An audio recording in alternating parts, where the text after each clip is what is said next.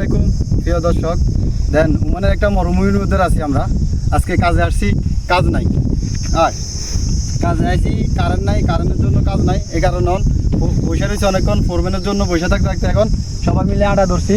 কারণ একটা ওমানের মরুভূমিটা কেমন দেখছি, ওমানের মরুভূমিতে আটা ধরতে আছি আর একটা ভিডিও করতে আছি আপনাদের সামনে। ওমানের মরুভূমিটা কেমন আপনাদেরকে একটু দেখানোর জন্য এই সামনে একটু দিয়া দেখছি নিউমনের মরুভূমিটা কেমন। কোনো ঘর বাড়ি দুয়ার নাই, ওই একটা উঠ আছে, ওটা দিয়া একটা উঠ আছে দেখছে নিউড়ে খানা খাইতে আসে গাছটার তলে চামার জন্য।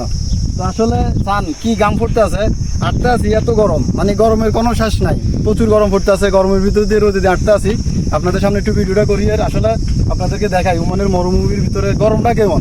যে মানুষ মরুভূমির ভিতরে কাজ করে, ঠিক আছে থাইকা, আমরা তো তারপর বাসায় যাই একটু এসি চালে থাকতে পারবো। যারা মরুভূমির ভিতরে থাকে তারা কিভাবে থাকে, কি অভিজ্ঞতা তাদের যদি দেখতেন তাহলে বুঝতে পারতেন বিদেশের কষ্টটা কেমন।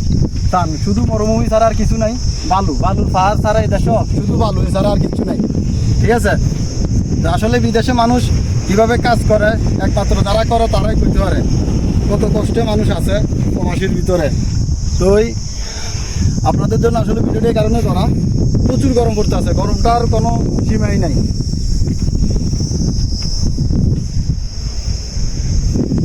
তো সবাই আমাদের জন্য দোয়া করবেন। আসলে হাঁটতে হাঁটতে আরও 1 ঘন্টা লাগবে, বরাবর 1 ঘন্টা হাঁটি, বাসায় যাইছি 1 ঘন্টা লাগবে বরাবর। যে রাস্তা দিয়ে আমরা হাঁটা ধরছি একটা মরুভূমির মধ্যে দিয়ে, ঠিক আছে, রাস্তা আশেপাশে কোনো মেন রোডও নাই, গাড়ি ঘোড়াও নাই।